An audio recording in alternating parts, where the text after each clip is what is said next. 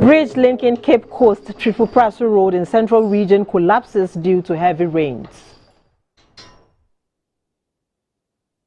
International Day to Combat Desertification and Drought marked in Upper East Region. Parliamentary Select Committee on Health calls for immediate decapping of Food and Drugs Authority's funds. And public servants in Zimbabwe reject offer for 100% pay increase from government.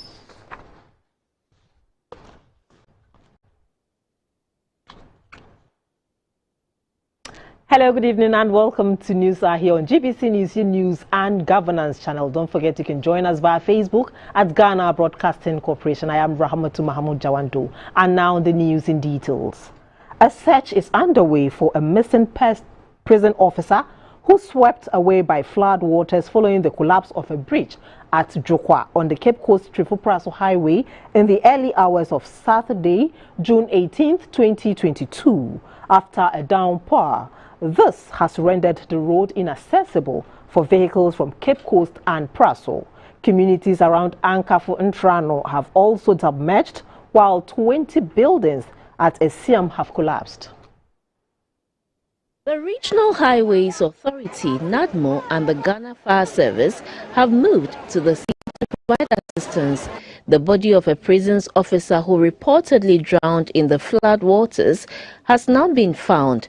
According to officers of the Ghana Fire Service, a team has been dispatched from the Cape Coast University to assist residents in communities that have been submerged along the Elmina Beach Resort. The National Disaster Management Organization is expected to evacuate the residents to safer areas. About 50 communities have been taken over by the floods, destroying farms and other properties.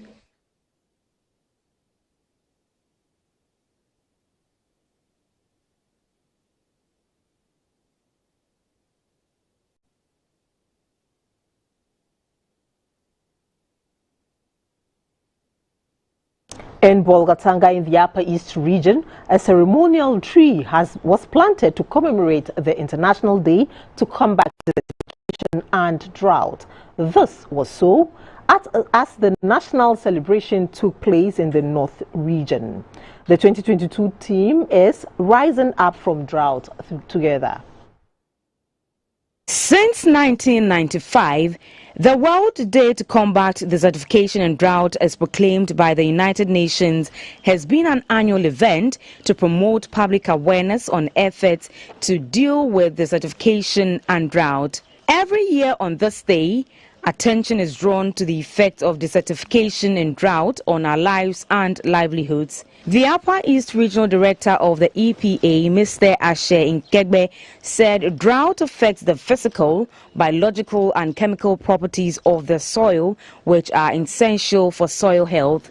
One of the obvious effects of drought on soil health is a lack of nutrient uptake by crops, as water is the major medium for moving nutrients into plants as a result of water uptake.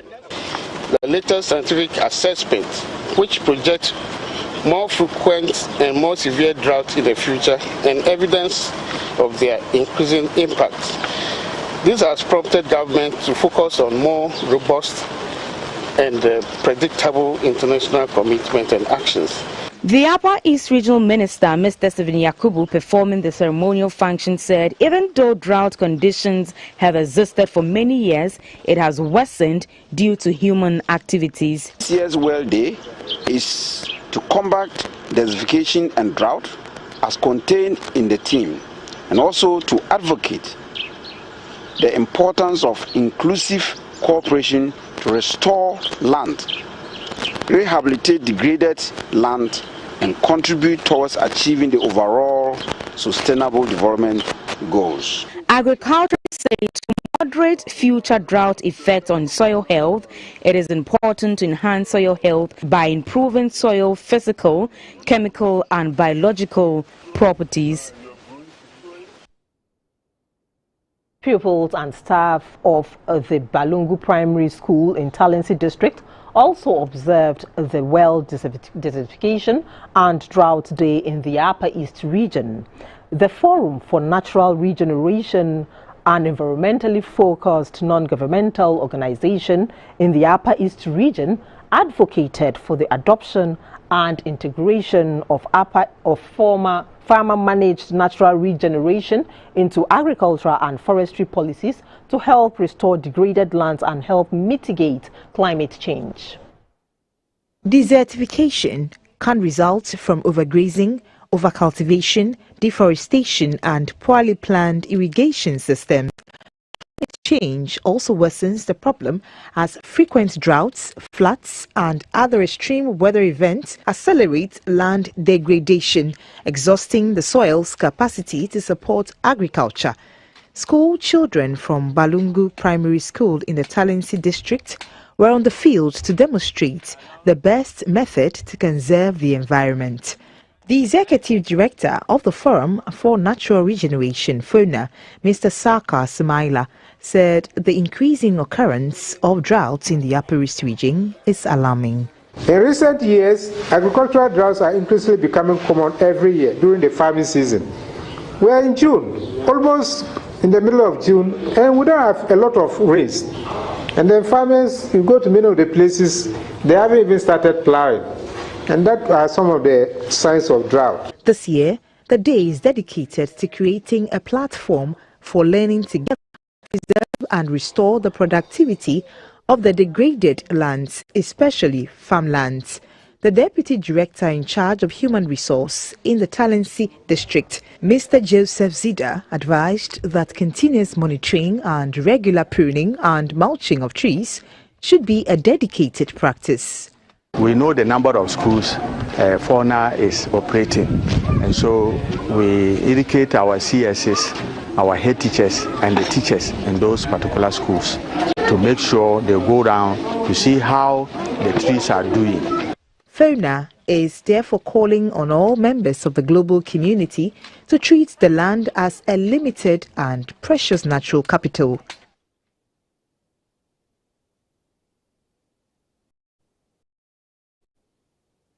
The Ghana Tourism Board Authority and Beyond the Return Secretariat, in partnership with the Forestry Commission, have planted trees at the Achimota Forest.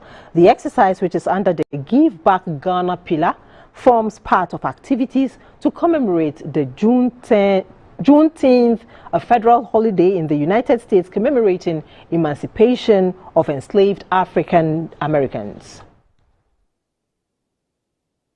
Planting exercise by the Ghana Tourism Authority, the Beyond the Return Secretariat and the Forestry Commission is aimed at promoting a green and healthy nation.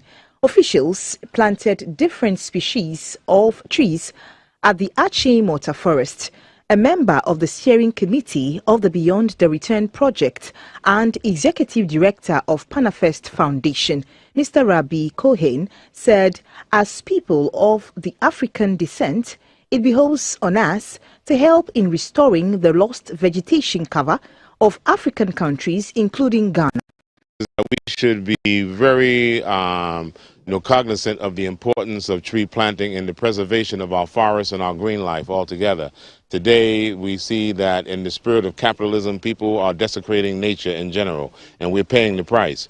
We see the change in our weather patterns globally, and if we don't take cognizance of this and take up responsibility of the importance of this, we will all pay the price later on. So it's better that we're responsible today than, paying a price tomorrow that we cannot afford. A member of the Beyond the Returned program and director for creative arts at the National Commission on Culture, Mr. Sokrit Safo, said trees are beneficial to mankind. He called on Ghanaians to desist from cutting down trees. We all know that reforestation is key to our economy. We can build all the factories, we can do everything, but when the last tree dies, we all know the last man will die. So if we are talking of medicine. We need the plants to extract health from. So for us, it is one key thing and one of the most important things that I would say that this government has initiated, that we should re-green Ghana. If you look around us, all the trees are going. The Deputy Accra Regional Manager of the Forestry Commission, Mr. George Agbanowoshi, said the Commission is providing free seedlings for the tree planting exercise. We should all understand to plant trees. Trees provide good health. Trees give us good oxygen. Without trees, our existence on this earth will be meaningless, and we have sicknesses or diseases all over. So I want to advise all and sundry that we have to plant trees to protect our environment, to mitigate the effect of climate change. The government of South Korea is supporting Ghana with an amount of $30 million to help boost rice cultivation in the country. The support will span a period of 5 years, and local rice farmers will be trained in modern rice cultivation to help scale up domestic production and minimize the import of rice into the country. The project is being implemented by Korea Program for International Cooperation in Agricultural Technology, COPIA, and CSIR's Crop Research Institute. Rice is the second most important food staple after maize in Ghana, and its consumption keeps increasing as a result of population growth, urbanization, and change in consumer habits. Available statistics on demand for rice in Ghana stands at 1.93 million tons. As of 2020, domestic rice production was 0.97 million tons, with 0.95 million tons representing 50% of rice imports.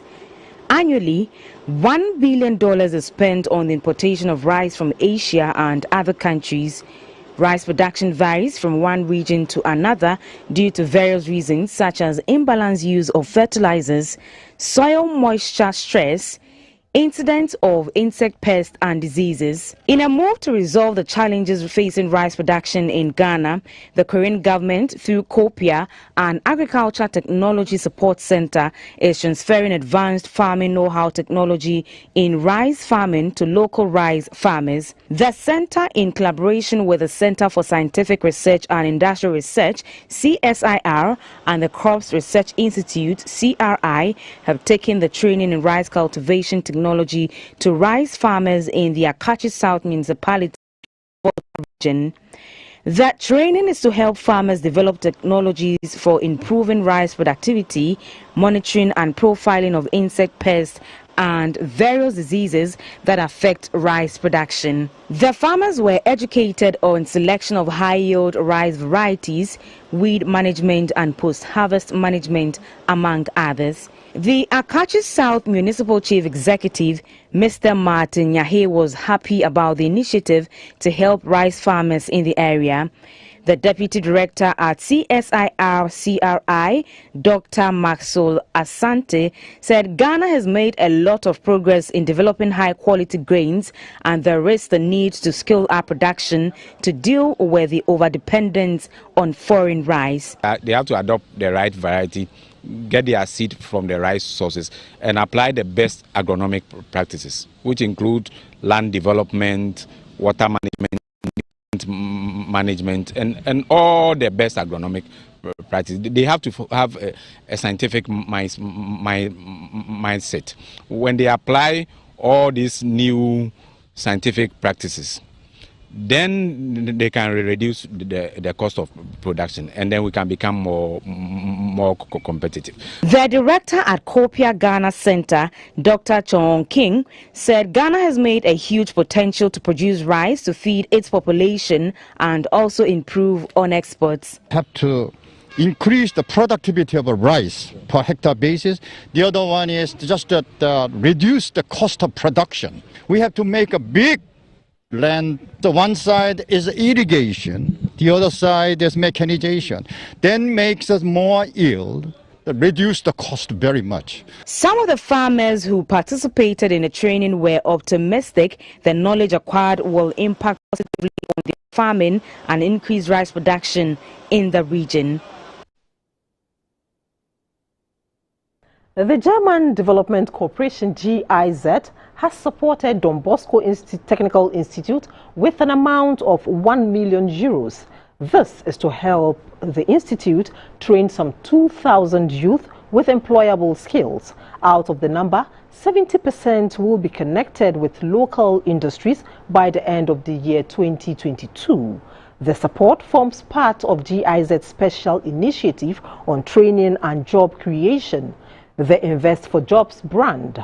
The theme for the fair was Youth Unemployment, Bridging the Industry Educational Skills Gap.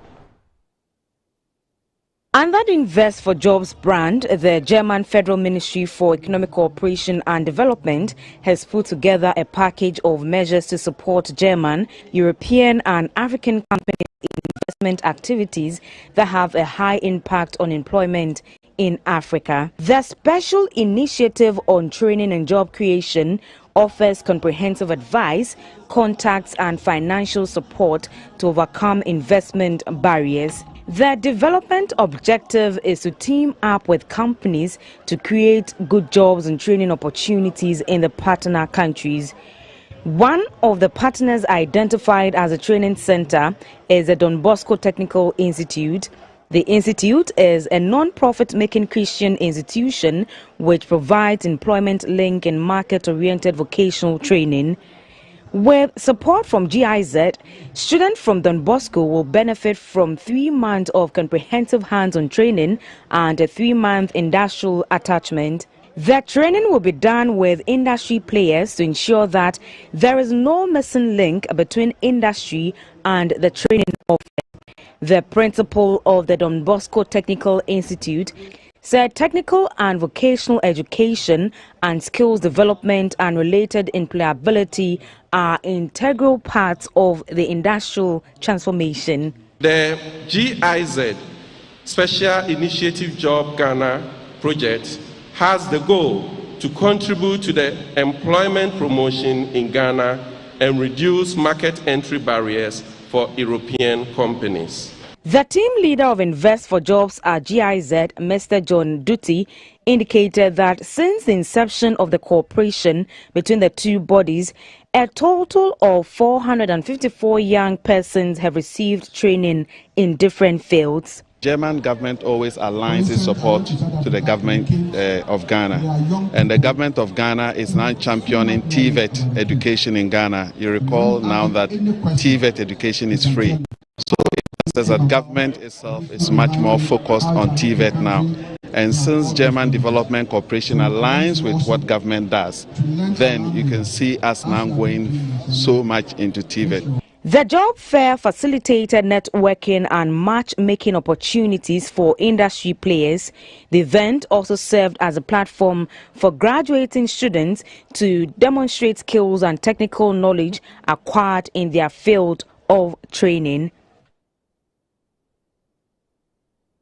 The Parliamentary Select Committee on Health is asking for the immediate decarping of Food and Drugs Authority's funds. On a working visit to the authority, the committee said continuous carping of the FDA's revenue by government has crippled it from discharging its roles. The committee insists that when adequately resourced, the FDA would be able to attain and sustain WHO maturity level 4, the highest for any regulatory body in the world. The Food and Drugs Authority, per its mandate, is expected to provide and enforce standards for the manufacture, importation, exportation, sale and distribution of food and drugs. It also provides and enforces standards for cosmetics, medical devices, household chemical substances, tobacco and tobacco products, blood and blood products. Ghana's FDA is ranked at the WHO maturity level 3, although its pharmacovigilance, that is, its ability to test for the safety of medicines, is already at maturity level 4. The WHO is yet to migrate the entire FDA to maturity level 4. When the Parliamentary Select Committee on Health visited the FDA as part of its working visit, under the Ministry of Health, they learned about the challenges crippling the efficiency of the authority. If we want to prevent a lot of the diseases in this country, we'll have to check the safety of the food we eat. Now, one of the things that earns us money as a country is palm oil. Our palm oil has been downgraded in the EU market. Why? Because the FDA is not adequately resourced to do the right thing before it's taken out of the country. There are a lot of challenges. You put somebody at the port to inspect huge volumes of imported foods, and you pretend to pay the person. So it's about time government gets its priorities right. We expect FDA to be so resourced to be able to accredit or approve the use of vaccines in the sub-region and even for Ghana. In so doing, they will have to be accredited by WHO to level 4. And that would need them to set up a molecular laboratory which is ongoing, and it's going to be so expensive to maintain it because that one is an eagle-eye thing by the WHO. So this is where they need a lot of resources. It will be one a kind that I would say continuous capping of FDA has outlived its usefulness. At present, the FDA is only able to discharge just about 80% of its mandate. Hence, the committee called on government to adequately resource the FDA to enable it to effectively discharge its mandate. So, BBC News, Accra. Sweden has opened its honorary consulate general in Accra to foster bilateral business and cultural exchange programs. It is also expected to serve the interests of Swedish citizens in the country. Although Sweden's relations with Ghana dates back to the days of former President Kwame Nkrumah, its embassy is based in Nigeria, with the ambassador having oversight responsibilities in Ghana and Cameroon. Due to the common ties between Sweden and Denmark, Swedish visas were issued by the Danish embassy. Through its International Development Agency SIDA, Sweden has supported institutions in the educational sector and now has presence in the mining, transportation and renewable energy as well as tech startup sectors. Sweden is also known for its expertise in recycling, water, sanitation and hygiene. At the inauguration of the Consulate General in Accra, the Swedish ambassador Carl Michael Grans described Ghana as an important hub for business besides its stride as a beacon of democracy in the sub-region. Well, Ghana is an important country to Sweden in many ways, not least for business cooperation. So we need to be present in Accra and in Ghana as a whole to facilitate cooperation between Ghana and Sweden. With a 4-year term, the Consul General, Ms. Nikki Akosa, said she hopes to deepen trading ties. Apart from in my role that I am here to support individual Swedish citizens who are resident in Ghana, the second part, of course, is the trade promotion bit. So in this, I work closely together with the Embassy of Sweden in Abuja. I work with the Embassy, also Business Sweden, which is the Swedish equivalent of GIPC. So. Sweden is located on the Scandinavian peninsula in northern Europe. It is a constitutional monarchy with a well-established parliamentary democracy that dates back to 1917. Swedish society is ethnically and religiously very homogeneous, although recent immigration has created some social diversity. Sarah Fori, GBC News, Accra.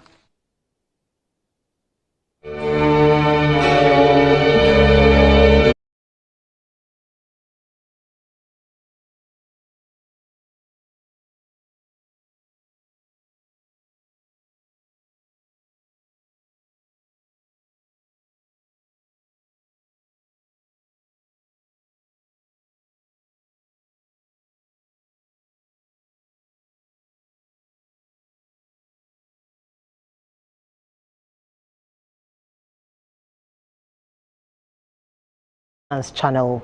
13-year-old JHS1 student, Miss Sifako Adi, urgently needs $10,000 to undergo surgery in India. Sifako was diagnosed with a brainstem tumor about 6 years ago, but could not raise the required funds for surgery abroad. Since she was admitted at the Kolebu Teaching Hospital about a month ago, her condition has deteriorated. She constantly has headaches and seizures. Her speech is also impaired and she has difficulty swallowing. Sefako manages to mention her name and plight in a slurred speech. My name is Sefako Afiade. The third man I have been beg you all to help me raise money for my son. According to her neurosurgeon, Dr. Hadi Mohammed Abdallah, Sefako had emergency VP shunting to reduce the intracranial pressure.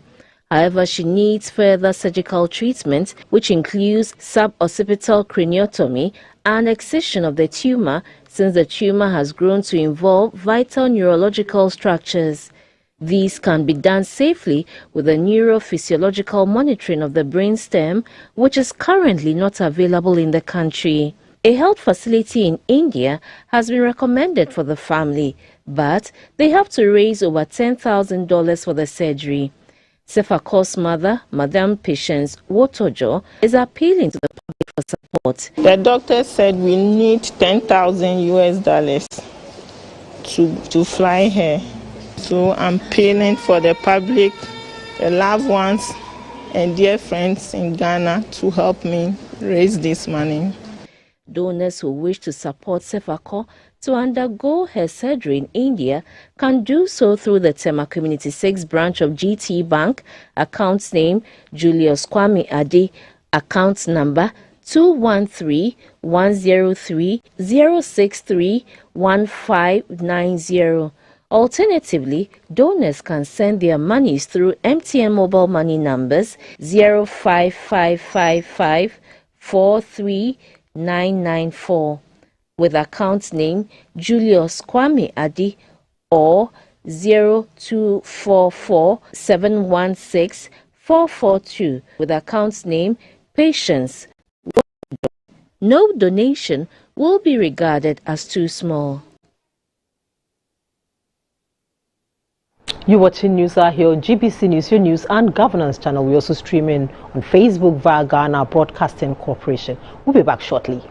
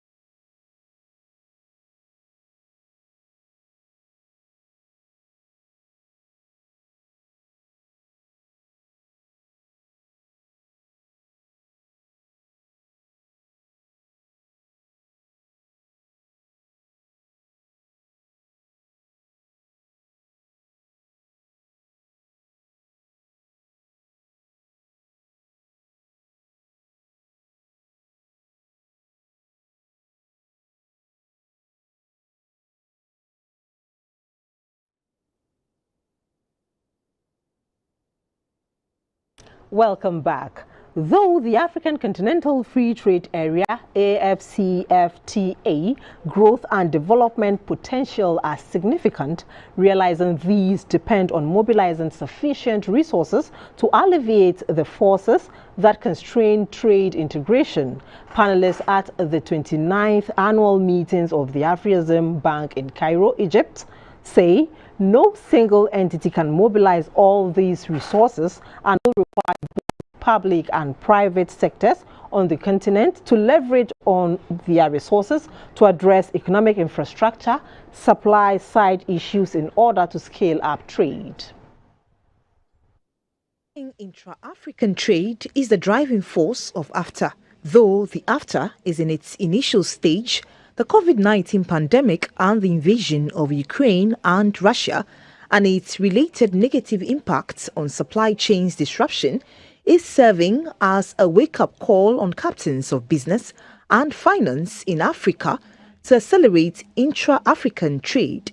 These sentiments dominated discussions at the 29th Afrexim Bank annual meeting in Cairo. Panelists were of the view that leveraging the creative power and entrepreneurship of the youth will drive innovation. However, ensuring access to finance and technical assistance for the next generation of startups, entrepreneurs and SMEs are key to boosting trade in Africa. And in working to deliver appropriate financial and technological solutions, Afrexim Bank has set up the Pan-Africa Payments and Settlement System, a cross-border financial market infrastructure that enables payment transaction across Africa to facilitate intra-continental trade. A request has been made by the Deputy Minister for Finance, Madam Abena Osei Asari, to allocate targeted resources to facilitate responses to threats against women peace builders. A Deputy Minister for Gender, Children and Social Protection, Madam Laribazuera Abdu, has also called for the need to balance the economic requirements on the use of marine resources and the preservation of the environment. They made the request during the United Nations Security Council ministerial level open debate held in New York. It's also encouraging to observe the favor and attention the Women, Peace and Security agenda has generated within regional and sub-regional organizations. The African Union and ECOWAS have incorporated crucial aspects of the agenda into their strategic objectives and operations. We commend in particular the efforts that are being made to nurture a culture of fervent national and regional implementations backed by political will, as well as the desire to protect women and give them a voice in society. In West Africa, for instance, in acknowledgement of the contributions of women in building peaceful and stable societies, ECOWAS has developed legal frameworks to assure the role of women in governance, electoral processes, conflict prevention and resolution, as well as peace building. Greater collaboration and coordination at the regional and international level is essential to disable a global network of marine piracy that also threatens the security of maritime navigation trade and exacerbates the threats of terrorism.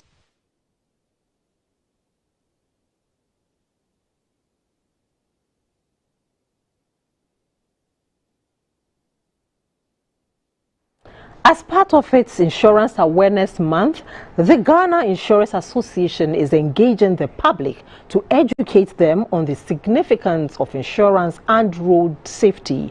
The public is advised to check the authenticity of a vehicle's insurance sticker before boarding by dialing *920 *57#. The proliferation of insurance companies in Ghana seems to be an opportunity for provident individuals and groups to contribute money to various schemes towards a planned and secured future. Insurance provides safety and security to individuals and businesses. It provides financial support and reduces uncertainties that individuals and businesses face at every step of their life cycles. Issues regarding reckless driving, checking the authenticity of a vehicle's insurance sticker, and difficulty with claims from insurance companies were high on the agenda. Statistics indicate that in the first 2 months of 2022, 469 deaths resulting from road accidents were recorded. Motor accidents have become a plague, with other statistics depressing. Insurers are concerned about the indiscipline on our roads, hence the education. At this year's public education on the significance of insurance and road safety at the annual market in Accra, the Chief Executive, Ghana Insurance Association, Dr. Kingsley Kwabasin, explained why the Claims Management and Advice Bureau is used as a tool to minimize the challenges associated with claims. Can assure you that about 90 to 95% of the issues addressed by the Bureau is solved.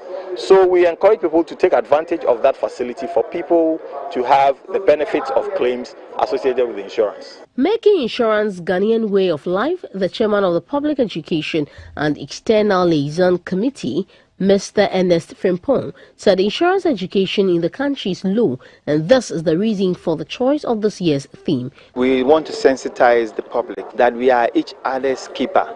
We say that every life matters.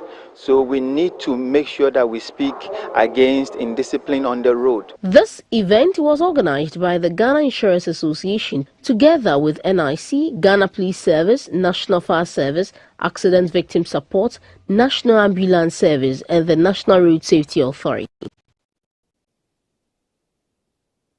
You're watching News Hour. We'll be back shortly after this break.